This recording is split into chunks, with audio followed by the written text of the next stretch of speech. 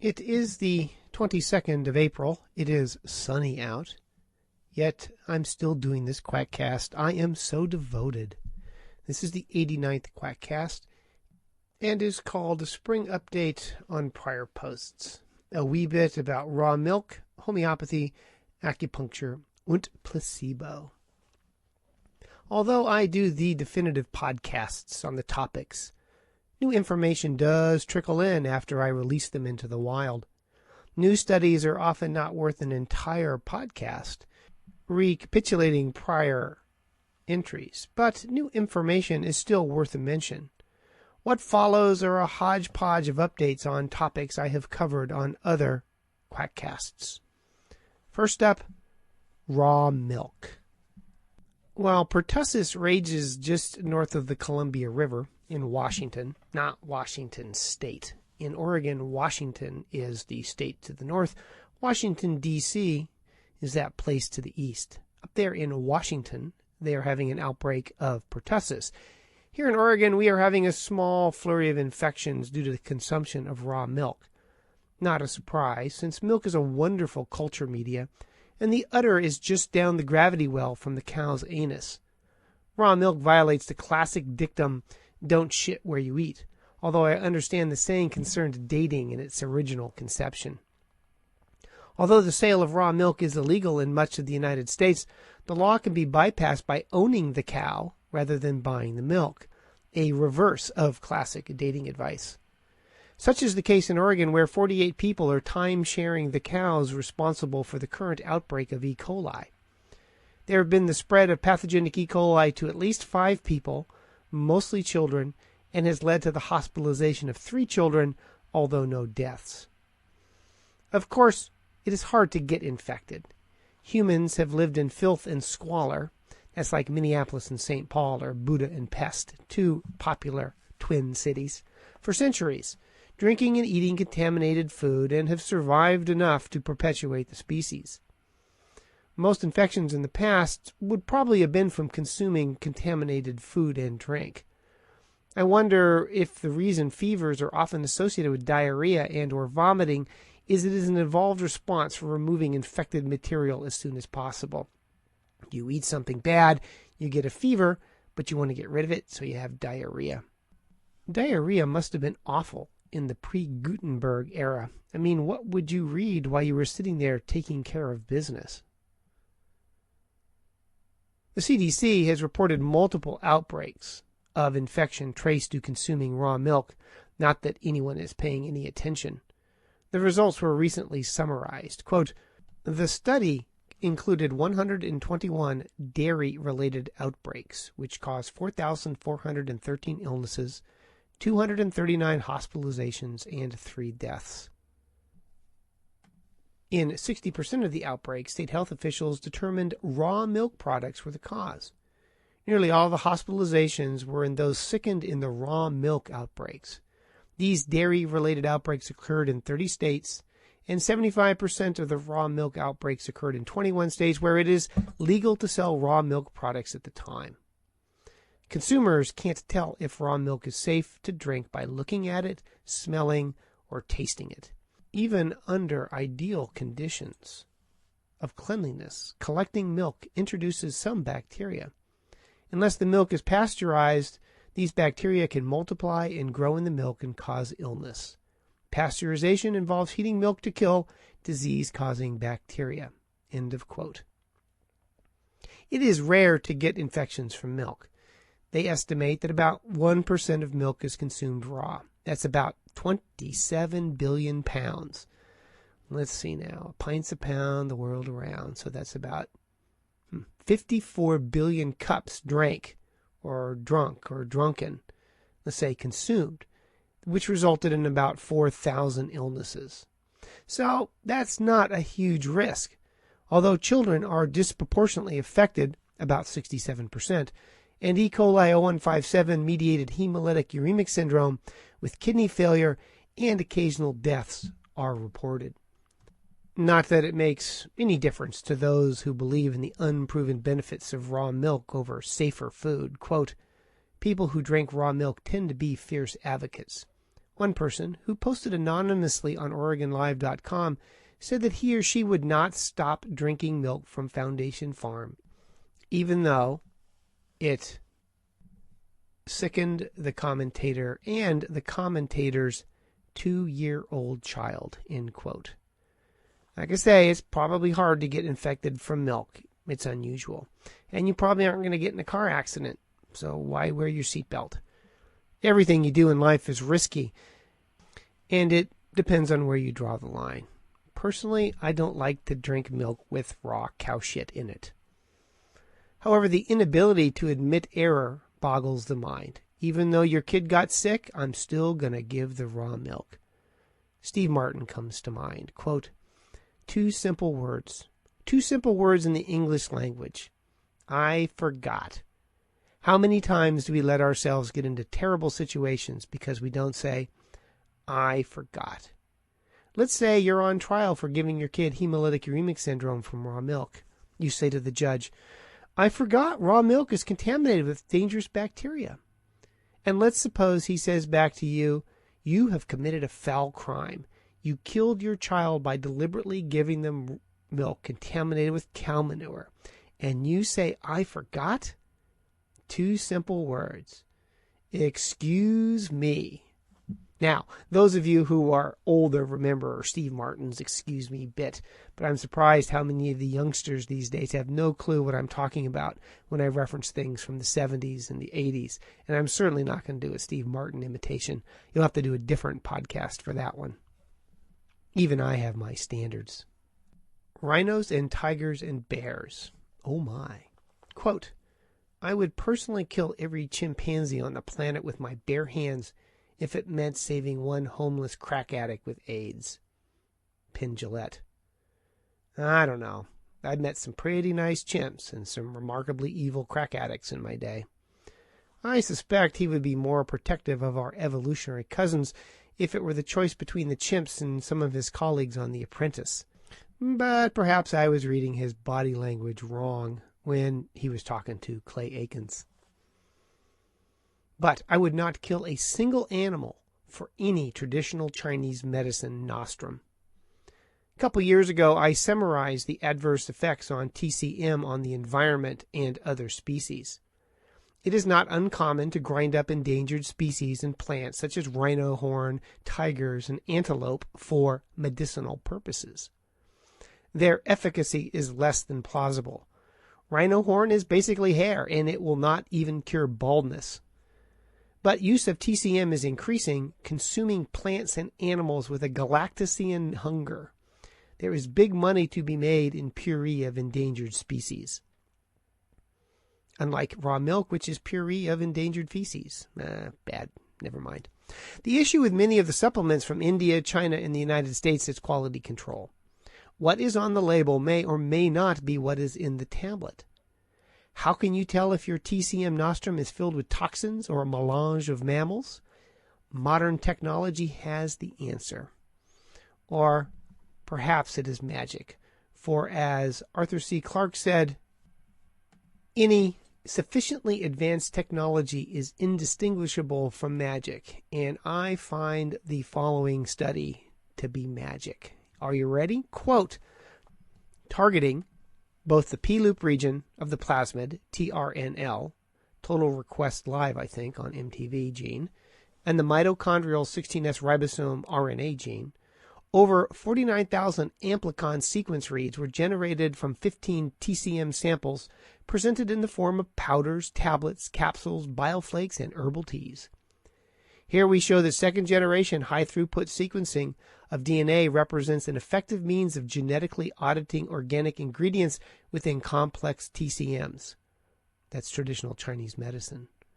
Comparison of DNA sequence data to reference databases revealed the presence of 68 different plant families and included genera such as Ephedra and Asarum, which are potentially toxic.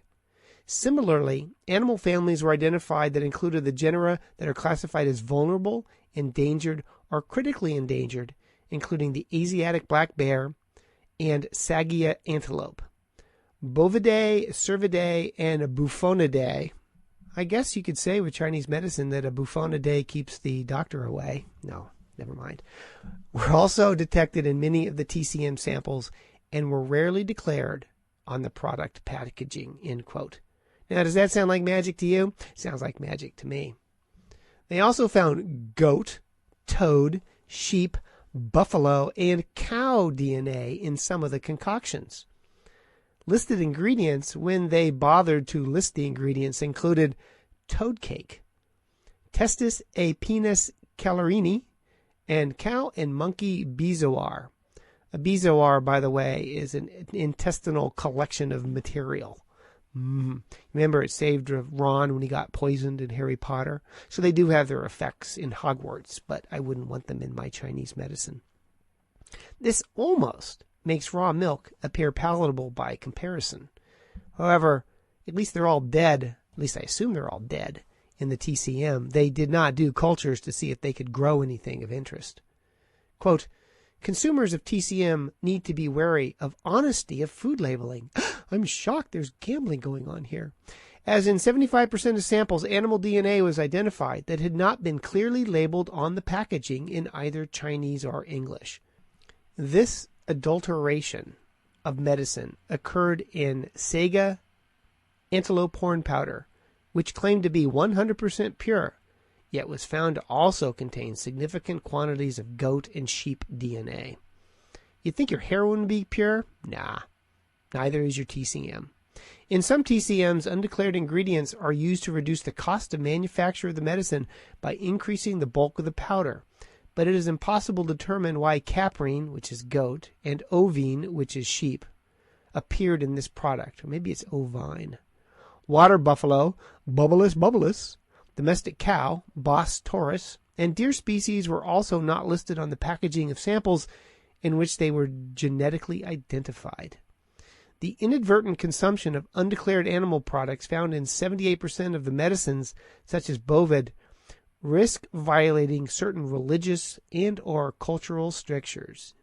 Boo-hoo. End of quote. What? I am using adulterated quackery instead of pure quackery? Frankly, consumers of TCM have a lot more to worry about than the honesty in food labeling, as if somehow lying about nonsense is worse than honest nonsense. The take-home is when you use TCM products, you are likely contributing to the extinction of species even when the label on the nostrum appears safe. And you are not even saving a homeless, crack-addicted AIDS patient, much less yourself. Like cures like. Not. Seriously, there probably is nothing goofier than homeopathy. When you understand anatomy and physiology and biochemistry, etc., the concept that like cures like is stupid is as stupid does. But it has been a while since I perused the PubMeds on homeopathy. Regular listeners to this podcast know the fantasy-based premises of homeopathy. Symptoms that cause symptoms, when diluted beyond any residual presence, will cure the disease. Now, most of the time, trying to test this fantasy is a wee bit messy. There are a lot of diseases, but few symptoms. There are a lot of potential variations in fevers or headaches or sinusitis that result in choosing a homeopathic remedy that is, quote, individualized. Despite being fantasy-based, the enormous variation makes it hard to test one homeopathic cure in a definitive way for one illness or symptoms. They do have a lot of wiggle room. Testing like curing like would be a lot more straightforward if it were poisoning. Lead or arsenic poisoning would seem to be a straightforward condition to test homeopathic validity.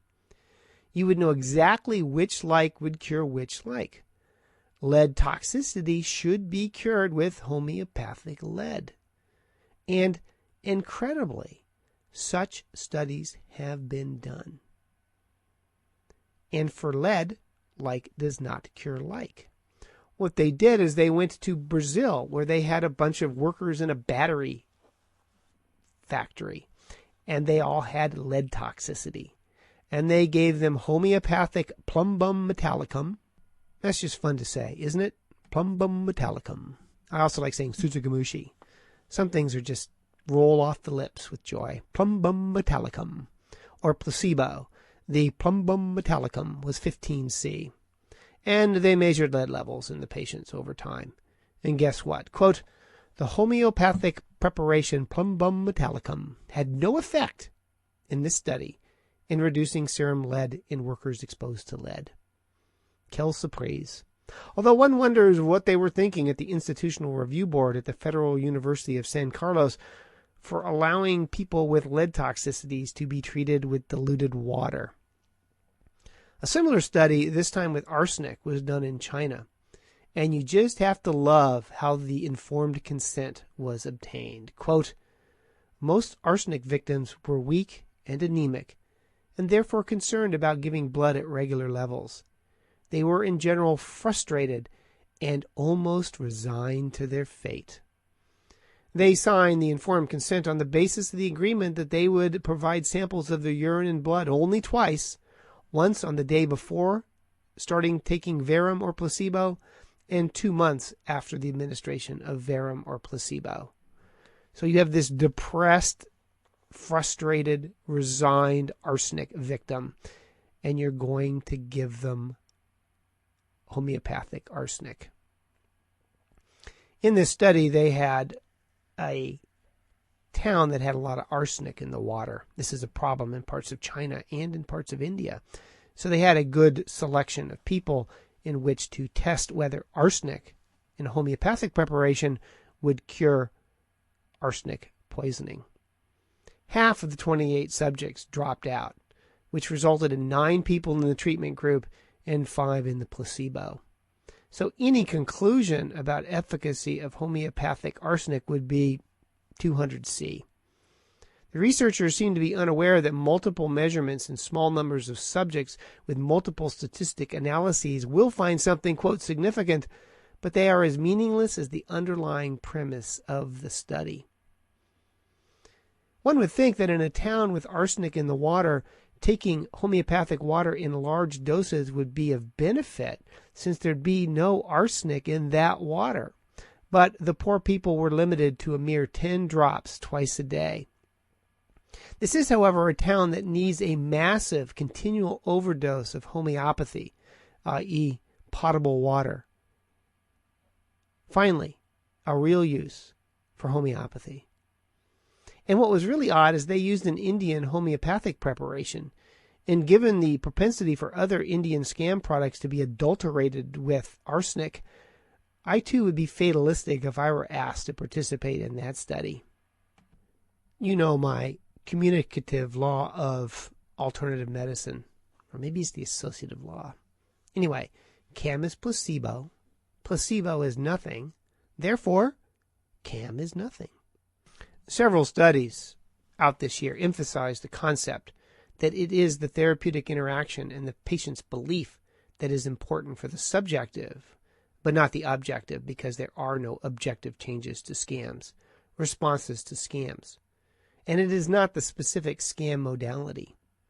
2 nonsensical scam interventions had the same result this year. The first was homeopathy, where they found the following result. Homeopathic consultations, but not homeopathic remedies, were associated with clinically relevant benefits for patients with active but relatively stable RA. Somehow I can't help but think that a homeopathic consultation should be extraordinarily brief. But still, it was the interaction with the healthcare provider, not what they provided with medicinal medications, not that homeopathy is medicinal, that was important in the patient reporting that they felt better. The other was acupuncture. It has been known that acupuncture efficacy depends in part on how strongly the patients believe it will work. The more the patients believe that acupuncture has efficacy, the more likely they are to report benefit.